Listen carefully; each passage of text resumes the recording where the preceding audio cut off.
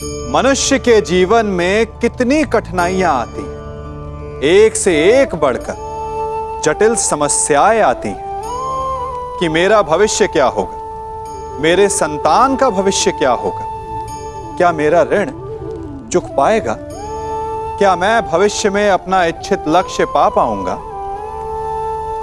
परंतु एक बात बताइए, क्या वास्तव में ये कठिनाइयां, ये समस्याएं इतनी जटिल हैं?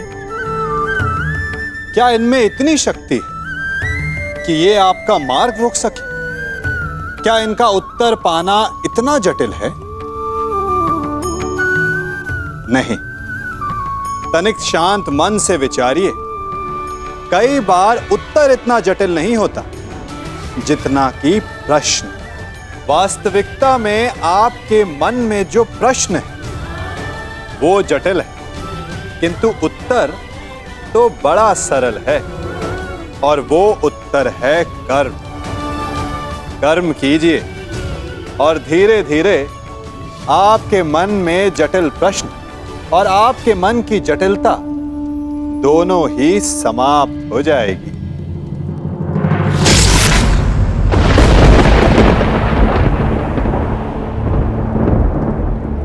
ये च कृष्णे गुणास्फिताः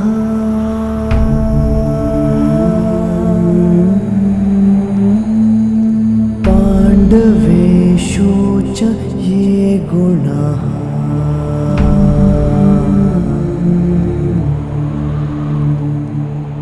अभिमन्यु किलेकस्था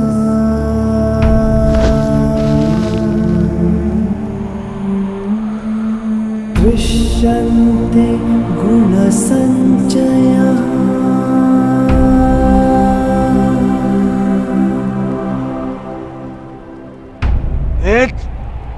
ये तुमने क्या किया?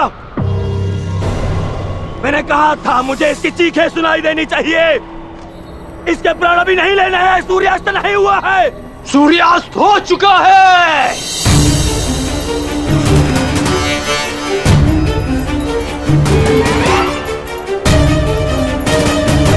इस कुरुक्षेत्र में धर्म और नीति का सूर्यास्त हो गया है। इस सूर्यास्त के पश्चात आकाश का रंग काला नहीं, रक्त सा लाल होगा।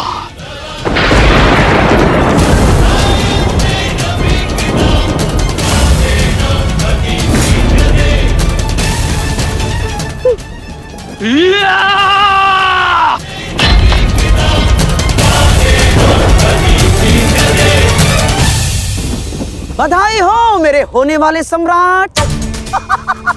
बधाई हो, आज तुम्हारा प्रतिशोध पूर्ण हुआ। आज पांडवों को वो हानि पहुंची है जिससे वो जीवन भर उभर नहीं पाएंगे।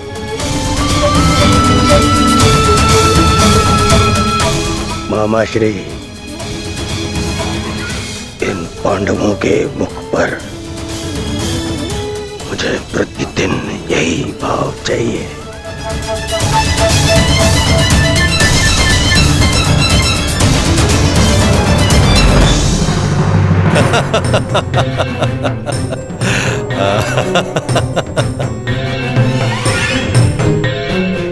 मंतव्य पूर्ण हुआ। अब शीघ्रता से गंतव्य की तरफ चलो। चलो।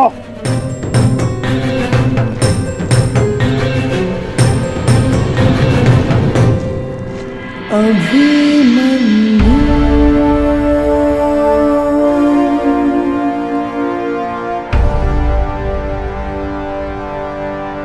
अभिमन्यु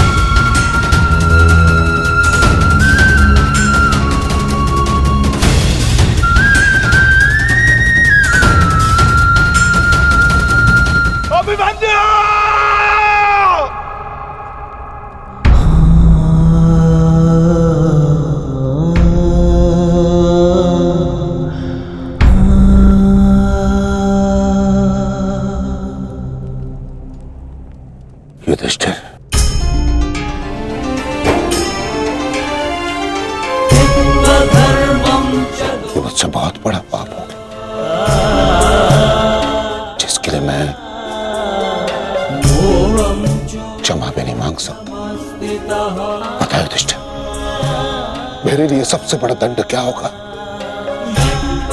जो मैं अपने प्रिय शिष्य से कभी दृष्टि न मिला पाऊंगा। वो शिष्य जो मेरे लिए सबसे अधिक प्रिय है, अर्जुन।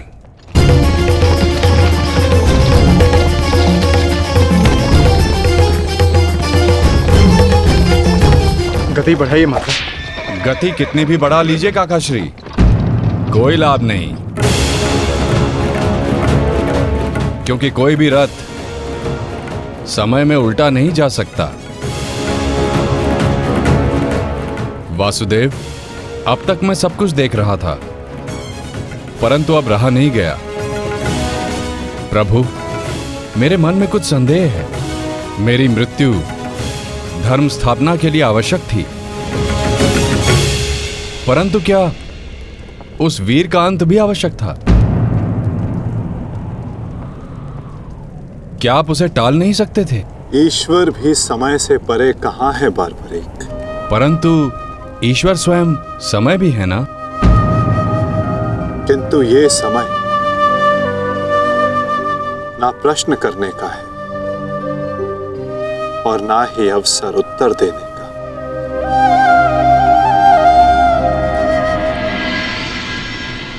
सूर्यास्त हो जाए तो भी विलाप नहीं किया जाता, उसकी आरती की जाती है।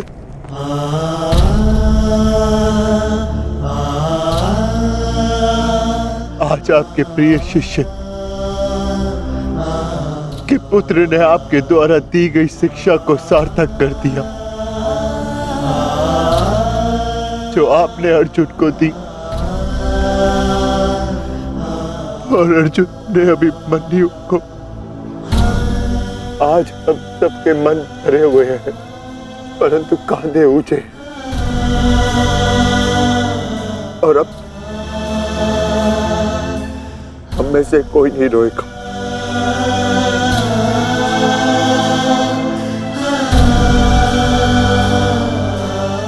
क्योंकि अभिमन्यु की यही अंतिम इच्छा थी। आप मुझसे कुछ छिपा रहे हैं माधव, बताइए मुझे। किस वीर का अंत हुआ? युद्ध बलिदान मांगता है पार्थ, और युद्ध में केवल एक वीर ही वीर गति प्राप्त करता है। नहीं, ये मेरा उत्तर नहीं है माता। मुझे सत्य जानना है। क्या हुआ है युद्ध भूमि में? क्यों आप सुशर्मा के साथ युद्ध में इतने व्यतीत थे?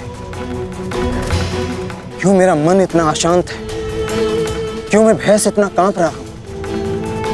क्या ये सभी संकेत किसी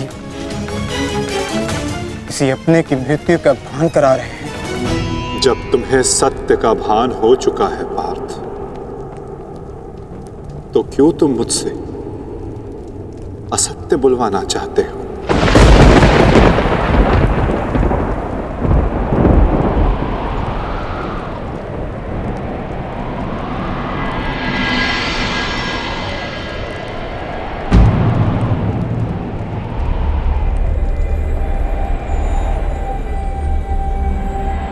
अभिमन्यु?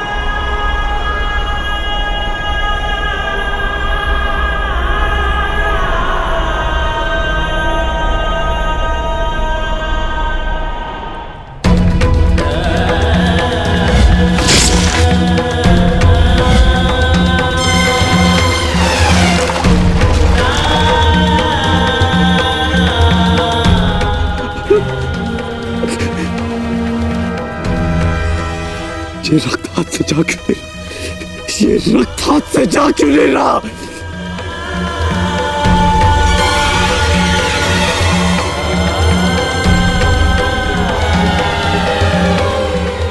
ये रक्त मेरे हाथ से नहीं जाता।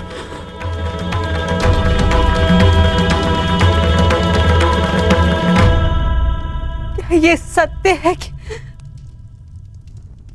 मेरा पुत्र अभिमन्यु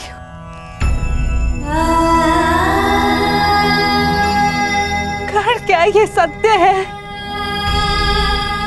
आज अभिमन्यु की मृत्यु नहीं हुई है, आज धर्म और करुणा की मृत्यु हुई है। नीति और चेतना ने मौन साधा है। आज इतिहास से ना अभिमन्यु की शौर्य गाथा कभी लुप्त होगी और ना ही कौरवों के माथे से इस पाप का कलंक जाएगा। अभिमन्यु का मृत्यु बाण हम सबके चरित्र को छलनी कर चुका है।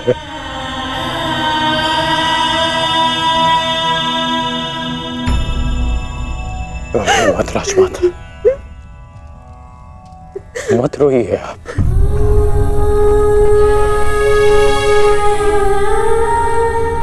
आपके अभिमन्यु के अंतिम समय में उसके मुख पर विजय की मुस्कान थी।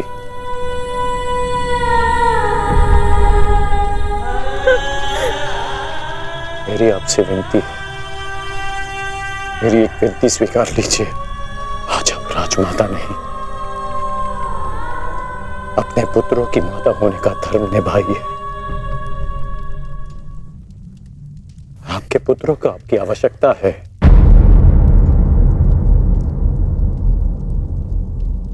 आप पांडवों का विलाप रोकिए और मैं अपने पाप का पश्चाताप करूंगा।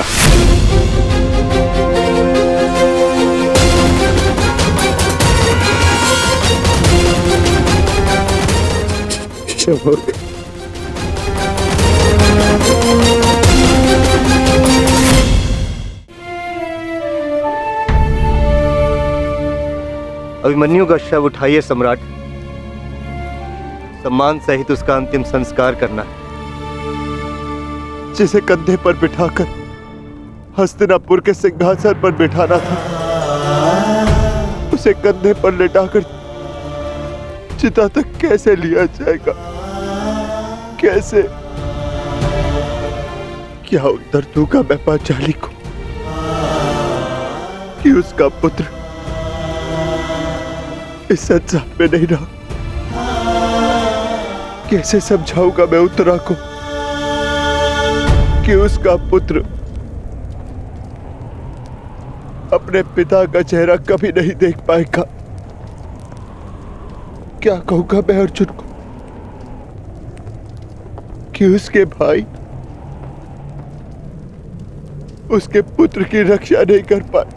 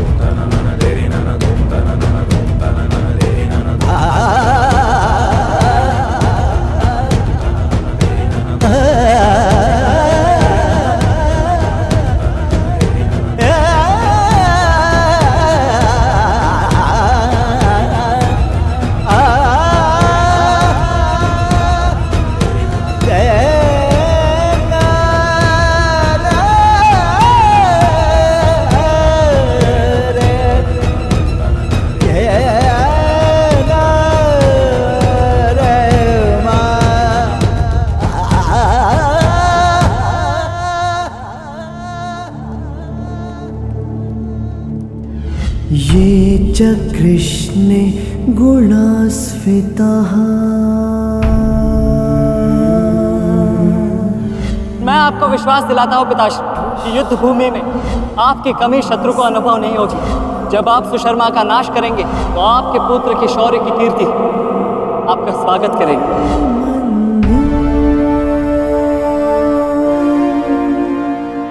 आशीर्वाद दीजिए मामाश्री कि मैं विजयश्री प्राप्त कर लूं। मेरा आशीर्वाद तुम्हारे साथ है पुत्र।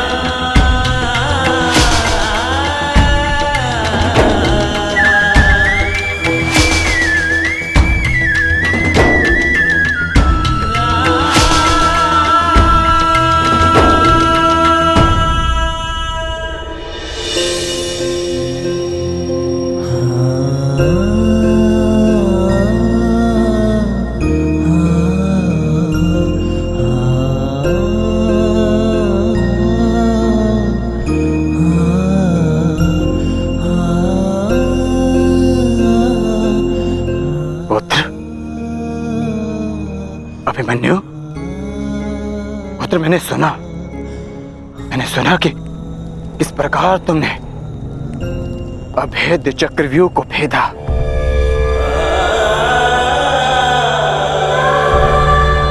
मैंने सुना कि किस प्रकार तुमने दुर्योधन के अहंकार को भेदा।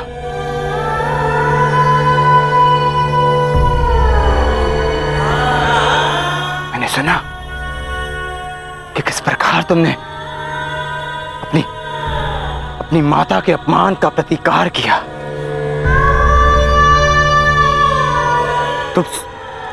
तुम सुन रहे हो? मैंने सुना। मेरे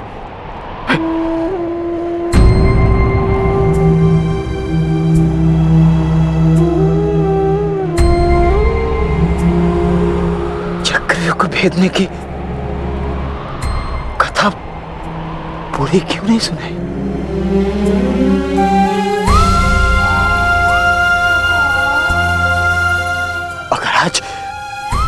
अगर आज सुनाई होती ना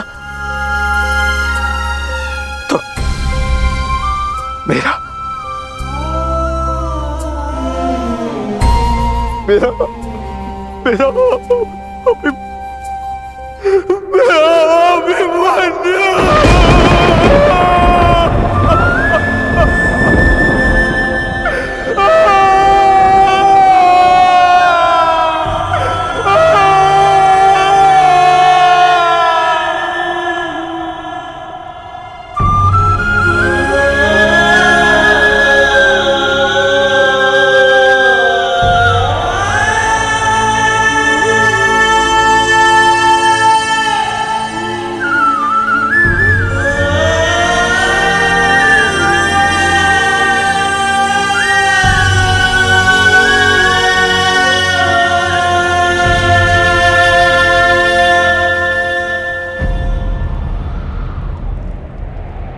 जब एक रोता हुआ पुत्र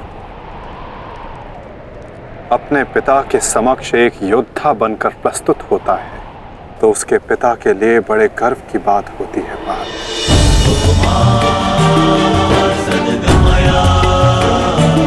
और जब एक योद्धा पिता अपने वीर पुत्र के समक्ष रोता है तो वो पुत्र के लिए बड़े अपमान की बात होती है।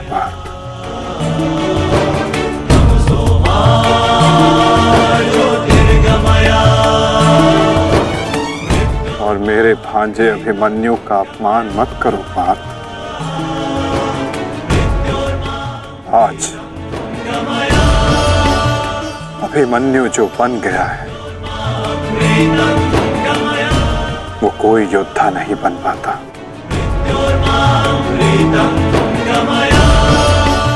आज वो विजेता नहीं, एक महान, एक वीर, शूरवीर योद्धा बना है।